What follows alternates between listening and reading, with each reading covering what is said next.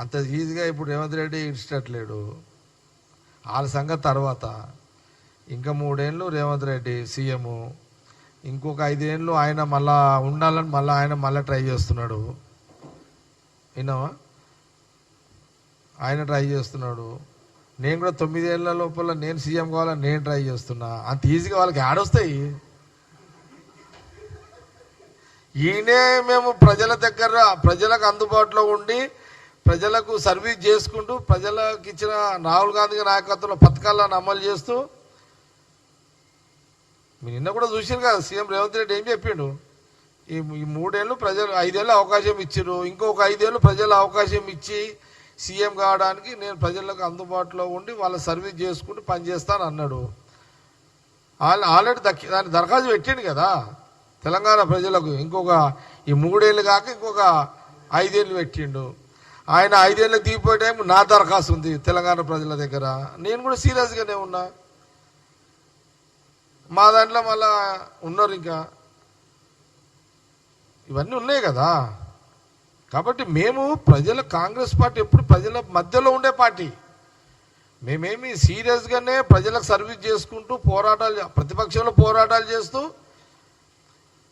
Ruling వచ్చినట్టు service ఇస్తున్నాం. నేను అందుకే మొన్న కూడా పిఎస్సి క్యాప్టెన్ చెప్పిన, గత 10 ఏళ్ల కాలంలో తెలంగాణ ప్రజలకు అందుబాటు లేని ప్రభుత్వాన్ని కాంగ్రెస్ గవర్నమెంట్ వచ్చిన తర్వాత రాహుల్ గాంధీ గారి నాయకత్వంలో ముఖ్యమంత్రి రేవంత్ రెడ్డితో పాటు ఎంటైర్ క్యాబినెట్ మినిస్టర్లందరూ ప్రజల మధ్యలో ఉంటూ ప్రజా పాలన చేస్తూ ఈ కరువులో ఉన్న ఈ రాష్ట్ర ఖజానాని డబ్బులు నింపుతూ సర్వీస్ చేస్తూ అంచెలంచెలుగా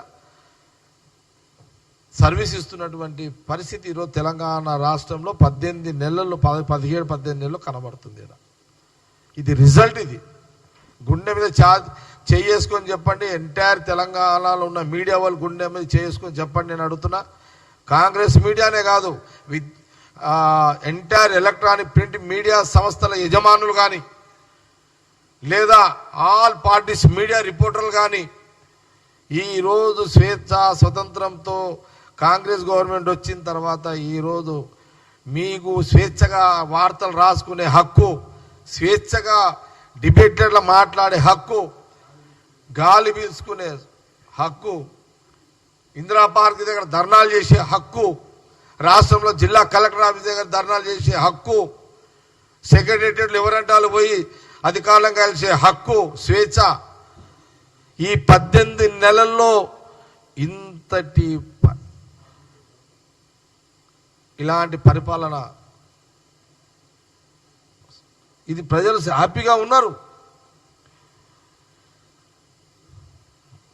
పోయిన గవర్నమెంట్లో కడుపు నొప్పి వస్తే డాక్టర్ దగ్గర పోతే కేసీఆర్ నాయుడికి టాబ్లెట్ ఇస్తానే రోజులు.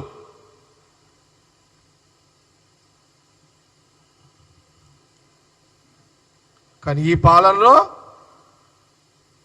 పేషెంట్ డైరెక్ట్గా పోయి ఎవరికి ప్రభుత్వం డైరెక్ట్ ట్రీట్మెంట్ చేసుకునే స్వేచ్ఛ చాలా తేడా ఉంది. అందుకే ఉన్న పిఎస్సి మీటింగ్లో నేను చెప్పిన. కాబట్టి మా కాంగ్రెస్ పార్టీ రాహుల్ గాంధీ గారి నాయకత్వంలో, మేమందరము సోనియా గాంధీ గారి నాయకత్వంలో, ఖార్గే గారి నాయకత్వంలో మేమందరము ప్రజల మధ్యలో ఉంటాము, ప్రజా సర్వీస్ చేసుకుంటూనే ఉంటాము. మేము అప్పీల్ చేస్తుంటాము ఎప్పటికప్పుడు. అందుకే నీ మాట మీరు అడిగిన ప్రశ్నకి చెప్పిన, నేను తిరుపాలు నువ్వు అడిగిన ప్రశ్నకి అందుకే జవాబు చెప్పిన. ఇంకా మాకు ఇంకా అటు ఇటు మేము అడుగుతున్నాం. అందుకే ముఖ్యమంత్రి గారు మేము మా సర్వీసు మొదలుపెట్టినాము ఇంత కష్టకాలంలో. అందుకే నెక్స్ట్ ఇంకా 8.5 సంవత్సరాలు మాకు ఇవ్వాలి, అవకాశం ఇవ్వండి, మంచి ఇంకా మెరుగైన సర్వీస్ ఇచ్చుకుంటూ పోతాము. సరే ప్రెసిడెంట్ సీఎం ఉన్నాడు కాబట్టి మళ్ళీ అడిగిండు, కంటిన్యూ. నేను కాంట్రవర్సీ మొదలు నుంచి లేను కాబట్టి 10 ఏళ్ళకు నేను క్లెయిమ్ చేస్తున్నా. మా సర్వీస్ పబ్లిక్లో ఉండేదే కదా, ఫుల్ టైం కదా మేము. మా ఏమి వాళ్ళకి దుకాణాలు కావు కదమ్మాయి, ఏది కేసీఆర్ ఫ్యామిలీ దుకాణాలు కావు కదమ్మాయి. చెప్పండి, మా నాయకులలో మా మీద ఇట్లున్నాయి ఆ పంచాయతీలు ఏమన్నా? కాబట్టి ఏదున్నా కేసీఆర్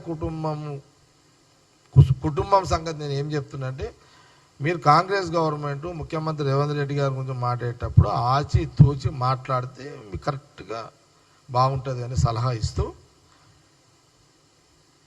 ఈరోజు మంచి దినంగా భావిస్తున్నా. నిన్నటి వరకు 9 రోజులు 9,000 కోట్లు ముఖ్యమంత్రి రేవంత్ రెడ్డి గారు, మా ఫైనాన్స్ మినిస్టర్, మా రాహుల్ గాంధీ గారి నాయకత్వంలో అన్ని అకౌంట్ల పైసలు పడ్డాయి. రైతులందరూ హ్యాపీగా ఉన్నారు, చాలా హ్యాపీగా ఉన్నారు.